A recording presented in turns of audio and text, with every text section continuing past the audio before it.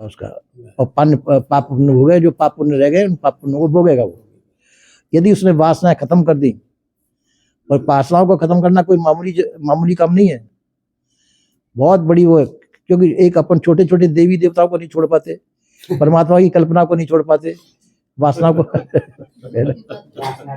है ना, इसे ब्रह्म को नहीं छोड़ पा रहे अपन, उसके पीछे परमात्मा के नाम से पत्थरों को पूज रहे हैं, चित्रपटों को पूज रहे हैं, परमात्मा की इच्छा करके, जब परमात्मा देखा नहीं। तो उस वासना को नष्ट कैसे करेंगे?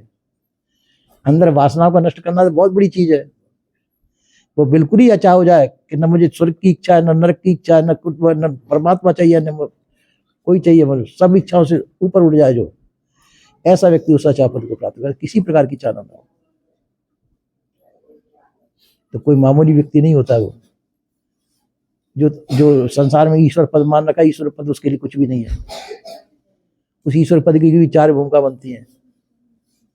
तो सर्वोपरि ईश्वर से भी महा ईश्वर सिद्ध होता है वो, जैसी दुर्लभ स्थिति को प्राप्त हो मनुष्य, जिसको कोई चाहना न हो,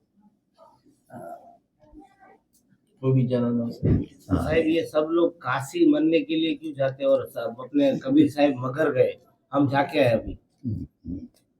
तो कबीर साहब मरने के लिए गए कार, मगर सबको दिखाने के लिए गए थे ना कि इधर मरने से वो क्या होता है, ये सब पता नहीं चला। उधर कबीर साहब उधर क्यों गए थे?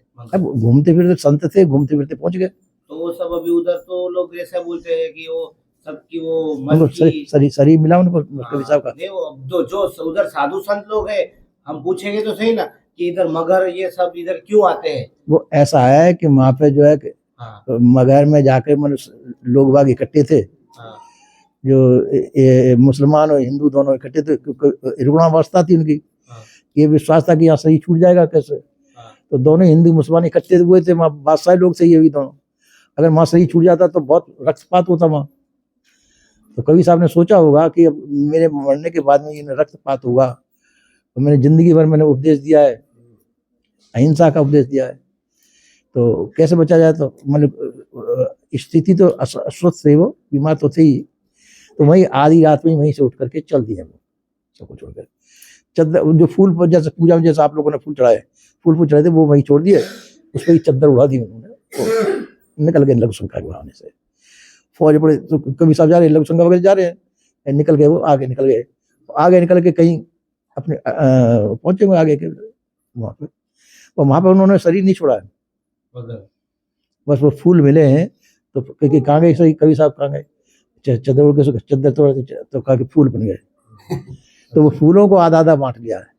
तो उन्होंने फूलों की समाधि बना दी, उन्होंने फूलों की वो कवर बना दी।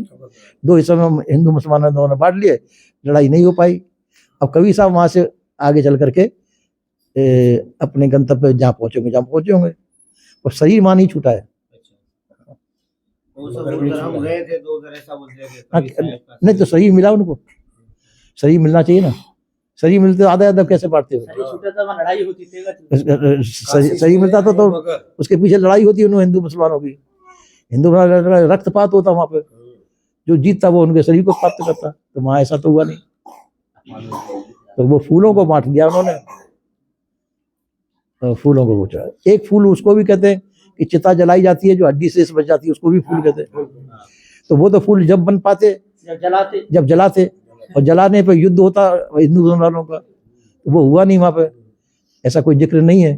वहां तो फूल मिले, तो फूल ऐसे ही फूल होते हैं, इन फूलों को आधे आधे बांट लिए गए, समझौता हो गया।